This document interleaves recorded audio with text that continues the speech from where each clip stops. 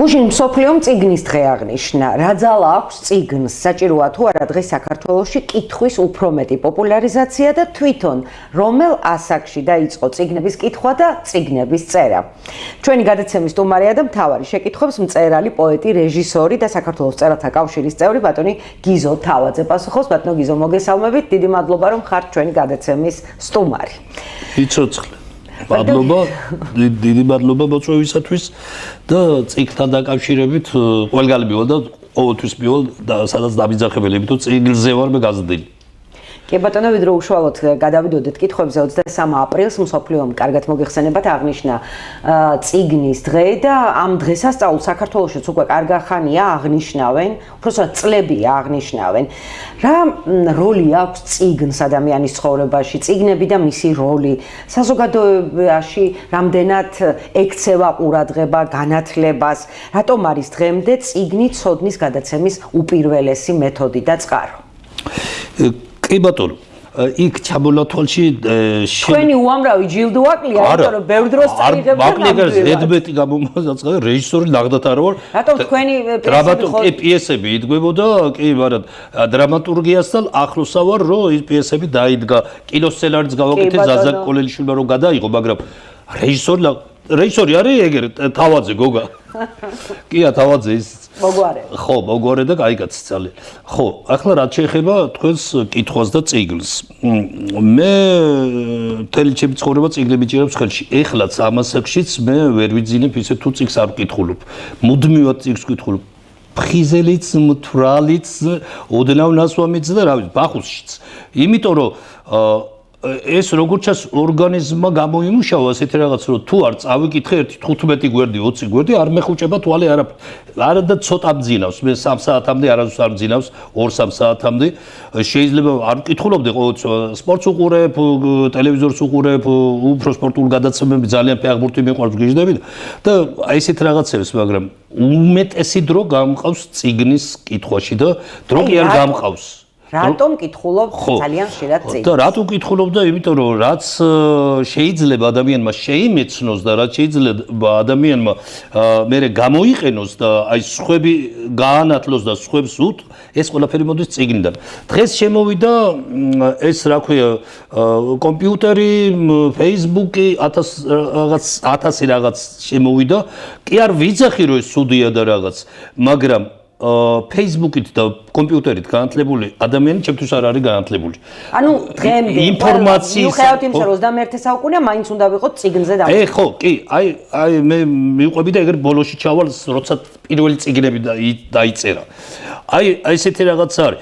საქმე ის არის, რომ ეს რასაც ქვია დღეს ხელში ტელეფონი, მე მახსოვს თბილისის მეტროში წიგნ გადაშლილი ხალხი, თქვათ 30 წლის წინ, 40 წლის წინ, ჟურნალ გადაშლილი ხალხი, ახალი ცისკარი რო ეჭირა, ლიტერატურული საქართველო რო ეჭირა ხელში დილით. ახლა მეტროში კი იშვიათად ვარ, მაგრამ რო ჩავალ, კომპიუტერი, ყველგან თუ რა ქვია, ტელეფონი, ხო, იგივე კომპიუტერია, ხო, იქ ყველაფერი რაც გინდა. მაგრამ მაგით განასწლება, მაგი არის ინფორმაციები, უამრავი ინფორმაცია შეიძლება შაგრენის ტყავით წაიკითხო კომპიუტერში, მაგრამ წიგნში წაიკითხე, კაცო, წიგნს აქვს სხვა ხიბლი. მაგალითად, ესეთი რაღაც არის. კომპიუტერზეც შეიძლება და ამაზეც ჩაგეძინოს, ტელეფონზეც შეიძლება ჩაგეძინოს. წიგნზე რო ჩაგეძილება, იმაზე ტკბილი ჩაძილება არაფერი არ არის. წიგნი გადმოვარდება და ოჯახი რომ მიხვდება, რომ უკვე დაეძინა. ხო, აი ესეთი რაღაცა, ხო, რამდენჯერ ყოფილა, ბრახ რაღაცა და აი ეს წიგნი გადამივარდა, ხო, ესეთი რაღაცა ყოფილა.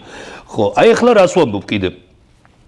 წიგნი კაცობრიობის ისტორიისთვის ყველაზე დიდი გამოგონება არის. ამაზე დიდი გამოგონება არც კოსმოსში გაფრინა, ახლა მას კი რო აპირებს იქ წიგნის გამოგონება მიგვიყვანა და გონების გახსნა კოსმოსამ. ხო, აი იქ აპირებს მას კი იმაში ბოსტნის გაშენებას, რა ქვია, ზემოთ მარსზე. ხო, კაცვილი არ მომწევს, მე საბოსტნეს ვარ, მეც ვიდოდი, მაგრამ არავინ არ მომწევს იქ.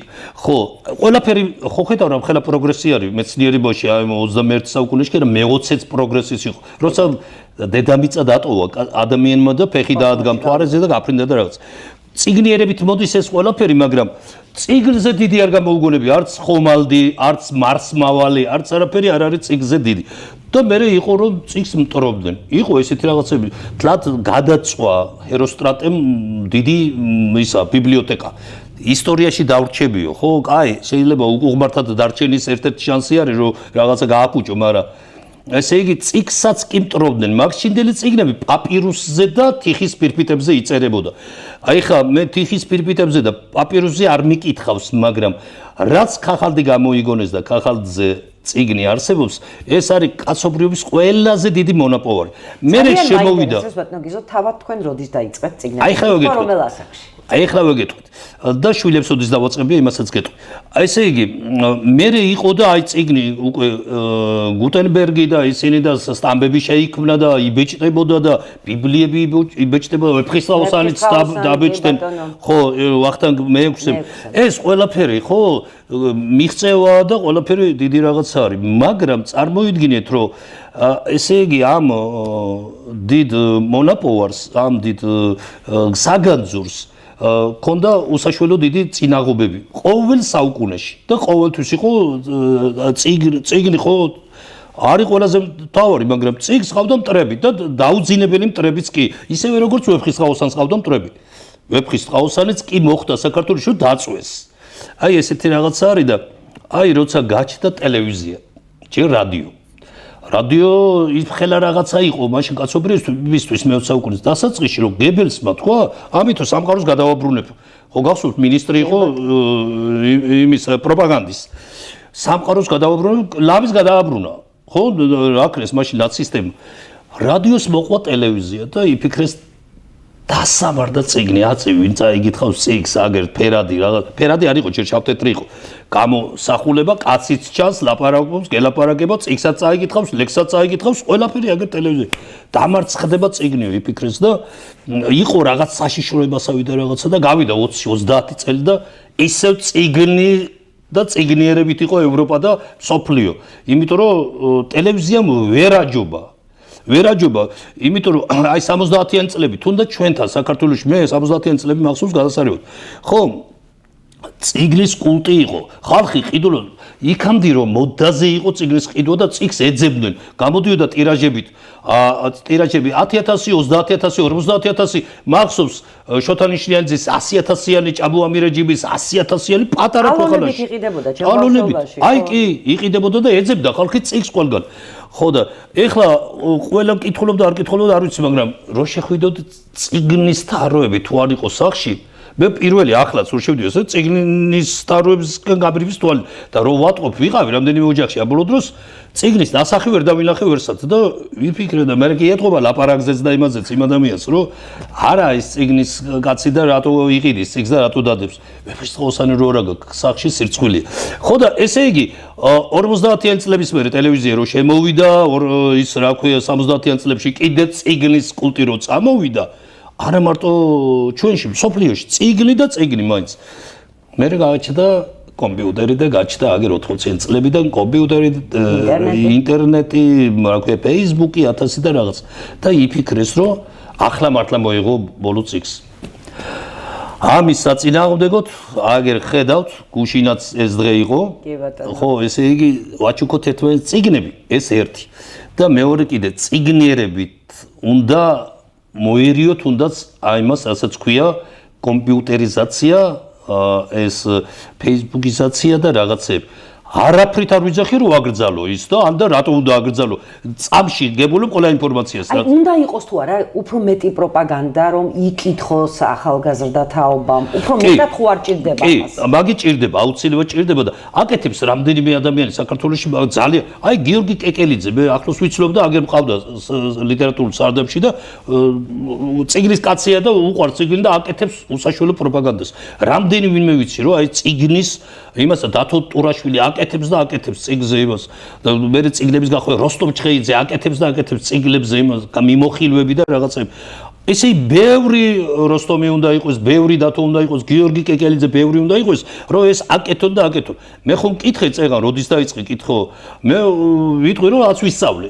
კითხვა რაც ვისწავლე მისმე მეორე კლასში ჰენრიკ მალოს უსახკარო წავიკითხე მესამე კლასიდან უკვე ბიძია თომას კოხები და მესამე მეოთხე კლასში უამრავი წიგნი მქონდა წაკითხული თუნდაც დილმას ყველა ტომი მქონდა წაკითხული მეხუთე კლასში. ბატონო გიზო როგორი არის? მაგალით აქვს თუ არა დიდი ძალა? აი ბავშვი სწავლობს თუ არა მშობლის საქციელის მიხედვით? იგივე კითხვას უნერგავს თუ არა მშობელი კითხვის სიყვარულს? ხო და ეხლა ყველა შემომჩეჩინებს ასე და შემომწუწუნებს ახლობლები ახალგაზრდები ვერაფრით დავაჯილებ ბავშვი წიგთან. ვერაფრით რატო? კომპიუტერი რომ მიეცი ხელში და 24 საათი კომპიუტერი უჭირავს, მე როგორ მივა, არ მივა და შენ რო იმას წაკითხებს შლის ნუკრის ნაამბობს მეორე კლასში მე თუთაბერს და თუთიას ხო იცნობ ორივეს თუთიას და თუთაბერს ეხლა სახში მე და თამთას უკითხულობდი და გურამკვლისაძე და ლავრას უკითხულობდნენ ხო სადაც ბავშვები იზრდებოდნენ მე იმათ მივეცი შლის ნუკრის ნაამბობი მეორე კლასელებს მივეცი ალექსანდრე ყაზბეგის საბავშვო ის მოთხრობები მივეცი ვაჟებშაველას კი არა სანდრო რაზიკაშვილის ვაჟებშაველას ძმის საბავშვო ლიტერატურა მივეცი ნიკო შიომღვიმელის საბავშვო ნიკოლომოვრის საბავშვო მოთხრობები ეგრე სულ ყველა წავაგი ეგ ახლა ზოგიერთებს რო უთხრა სულ არ გაუგონია ნიკოლომოვრი არ გაუგონია ეს და ამით ხო შევაყვარე როგორაც კი იგრძნობს ამ სიყვარულს როგორც არის თეატრის მტვერიო ხო არის და ხოდობს დამთავრებო დაავადდება ესენი კითხულობდნენ და მე კიდე რო დამეინტერესებია ორთავე დადა ძმა თუთია წლახევრით უფროსიერ გაუკეთე ორივეს თავისი ის რა ქვია პატარა უბის წიგნაკები და იქ თუთაბერი რაც აკითხავდა თუთი რაც აკითხავდა ერთმანეთს რო უცვლიდნენ წიგნებს და ეხლა არ ვაჯიბრებდი არაფრით მე ვთქვი არ დაეჯიბრო და მე 120 წავიკითხე და შენ 109 გაქვს წაკითხული ესე არ გააკეთოთ უბრალოდ ხარისხით რომელი რას კითხულობთ რას სურვილები მე სხვა ჯგუფში ხო საუბრობენ სკოლაში თქვენს მეგობრებს კიდე რო წააკითხებთ და დაავადებთ იმგენ და წიგნის კითხვით და ესენი სკოლა რო დაამთავრეს აგენა ნობელიანტებიც ჰქონდათ წაკითხული კლასიკაც ჰქონდათ წაკითხული და მერეც ისე თუთია ახლა წიგნებს კითხულობს მე არ მაქვს წაკითხული იმიტომ რომ ჩემს დროს არ ითარგმნებოდა ის საზღვარგარეთის ლიტერატურა ითარგმნებოდა რაც საბჭოთა კავშირს აწყობდა ისეთ წერილებს თორე აქ უამრავი ვინმე ახლა გავიცანი ამ მასაკში და თუთია მაგითხებს წიგნებს ხო აი მამაც ხო აი ეს წავიკითხე შენ გააქვს წაკითხული და მაგ ჩემს დროს მე ვთქვი მე გამეგონა უბრალოდ მაგ წერალი თორე მისი ლიტერატურა საბჭოთა კავშირში არ ითარგმნებოდა არც რუსულად არც ქართულად კი ბატონო აი თქვენ როგორ ფიქრობთ დღევანდელი ახალგაზრდობა რამდენად წიგნიერია ცოტა ისა რა არიან წიგნი ხო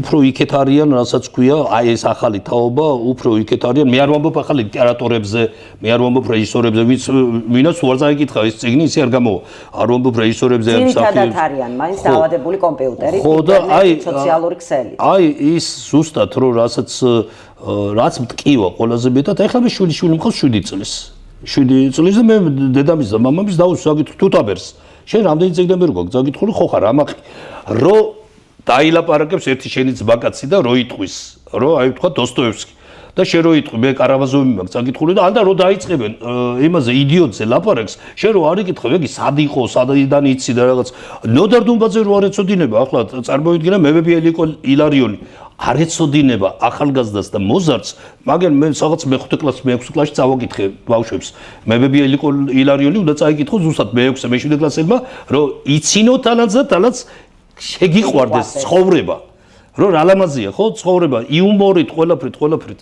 ხო და აი ესეთი რაღაცა დაუსვი საკითხი უკვე ბავშვი პირველი კლასი გაიარა მეორე კლასშია ხო მეორე კლასში სწავლობს კითხულობს რამდენიმე წიგნი წააკითხეს უკვე რომელიც რათუ დააწი ჩემი რჩევა თუთაბერმა იცის რა ვაკითხე მას და ხელში აქვს ის რომელიც მე თავის დროზე შევქმენი თავისი ხო უბის წიგნაკი სადაც ჩამოწერილია რა წიგნები იკითხა რაც გინდა შეურჩიე რაც ოღონდ ამან უნდა დაავადდეს წიგნის კითხვით და ეს უნდა იყოს წიგნის ადამიანი და არ უნდა იყოს კომპიუტერის ადამიანი კომპიუტერით ხო გეუბნები ეხლა მე რო რაღაცა დამჭირდებოდა ინფორმაცია დამჭირდებოდა სულ მეზარებოდა ენციკლოპედიებში და ლექსიკონებში ქექვა დაურეკავდი ახლა რომელიმე ჩემ მეგობარს და ხო არ გახსოვს და მე გახსოვს ერთი არის ცდარად არ უნდა გახსოვდეს ზუსტად უნდა დაურეკავდი ერთ მყავდა ასეთი მეგობრები რომლებიც მეხსიერებაში კარგად იყვნენ და რაღაც მე იყო ორი ისა რა ქვია მოზარდი, აი ელგუჯა თავბერიძის და გონერი ჭეიშვილის ბიჭები. ესე იგი, რომლებიც ძალიან მაგრა კითხულობდნენ და ყველაფერი ინფორმაციები ჰქონდათ კომპიუტერივით თავში.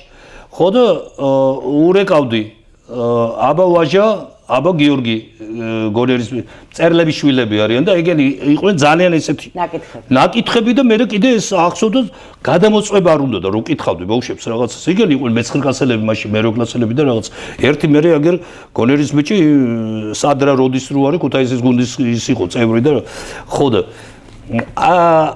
აი ესეთი რაღაცა არის დღეს წამიერად ჩაიყო ჯიბეში ხე გუგლიო თუ რაც ვახია დაგუგლეო რო უძაბი ამით გონიათ განათლებულები არიან ხო რომ ახლა ნახავ პომპეი მაგალითად გაინტერესებს ნახავ რომ აი თქვათ სახელი და გვარს იტყვი ვინმეს და აი გოეთე თქვათ ხო რა დაწერა რომ ადექ მე და წიგნით წაიკითხე კაცო მაგრამ ინფორმაციისთვის საოცარი რაღაცა რაფხელა დროს იზოგავს უამრავს უზარმაზარს ხო და კაი ასეთი რაღაცეებისთვის მაგრამ ის არ არის რაც წიგზე დაგემართება და წიგნის სიყვარული. მე კიდე არის ესეთი რაღაცა ეპისტოლარული ჟანრი.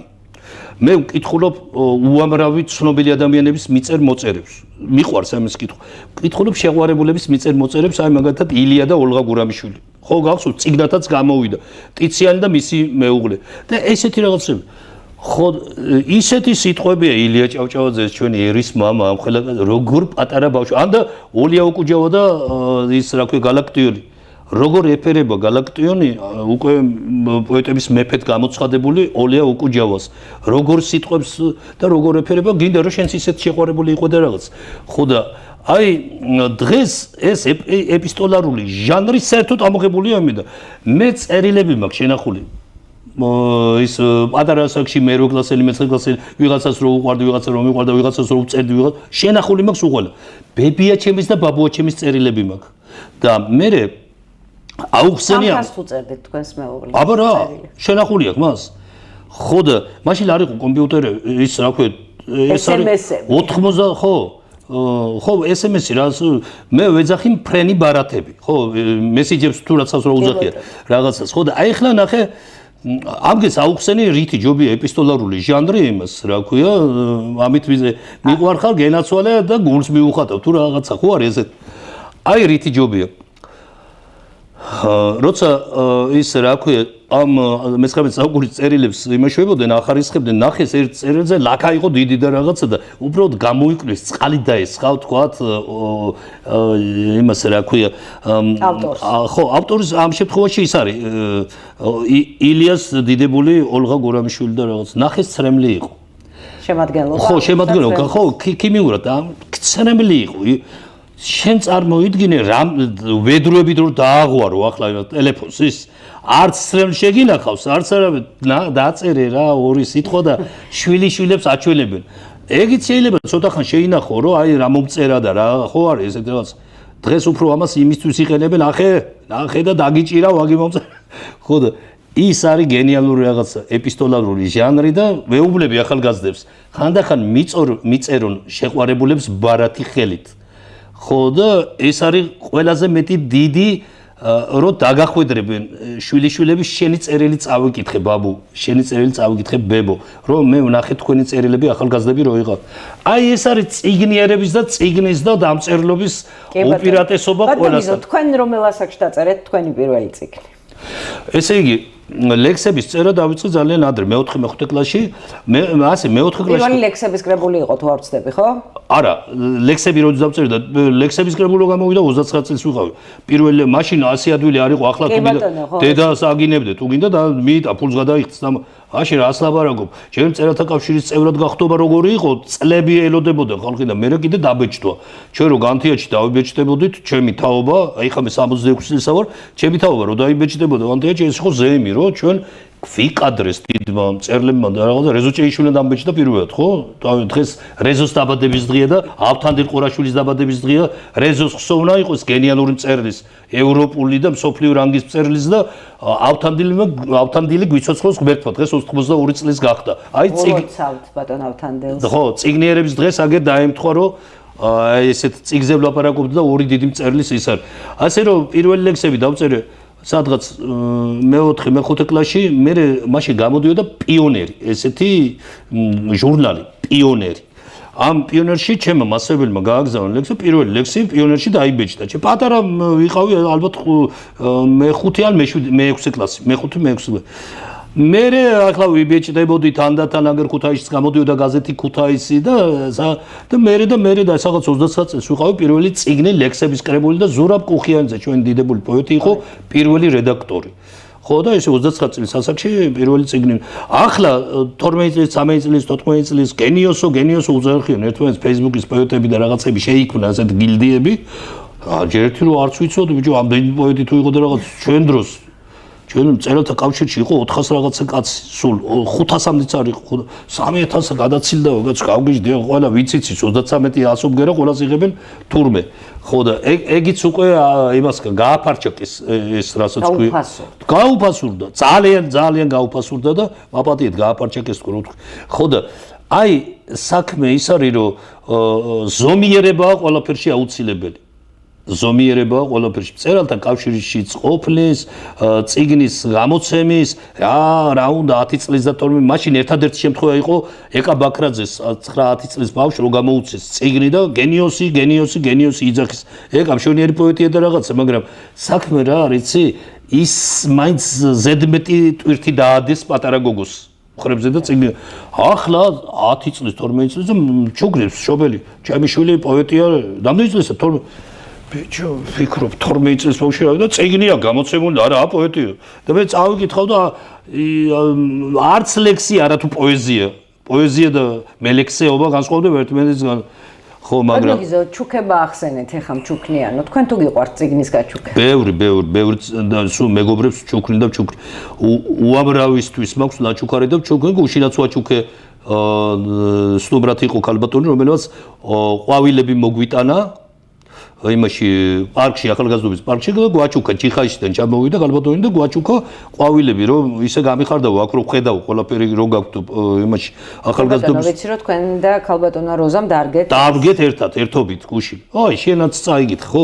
დავდგეთ მე და როზა ჩემთან არის, ჩემთან მუშაობს და დავდგეთ და ძალიან გახარებული ვიყავი და ეხლა ქალბატონი იქიდან ჩამოვიდა, ყვავილები ჩამოვიდა და წიგნები და ჟურნალები, წვარე ყვავილები ვაჩუქე. საოცარი რაღაცა ადრე აგერ 30-40 წლის უკან მე მაგალითად მახსოვს, როცა მეტყოდნენ რომ ჩამოივლიდა ფოსტანილიონი, თითქმის 2 კილომდე შემომქონდა ჟურნალი და გაზეთი. ხო, მეც ბევრი მქონდა გამოწერილი. და ეხა როცა ძალიან იკლო ამ ბეჭდურმა გამოცემებმა და ფაქტიურად თითზე ჩამოსათვლელი ჟურნალი გამოდის, აი თქვენ ჟურნალის შესახებ რო გითხრათ ორი სიტყვა. ხო, ეს არის ჟურნალი მწვანე ყვავილა. ახლა 10 წელი სრულდება რეზო ჭეიშვილის გარდაცვალებიდან. რეზო გარდაიცვალა 2015-ში და სექტემბერში, დღეს მისი დაბადების დღეა, კი ვთქვი. ხო და მის შემდგომ მე ვარ რედაქტორი რეზო ჭეიშვილის დაჟინებული თხოვნით. მე ვთქვი არა ვარ ის კაცი, რომელიც ჩაუჯერებდა ჟურნალს ურედაქტორებდა, უამრავი ის სჭირდება.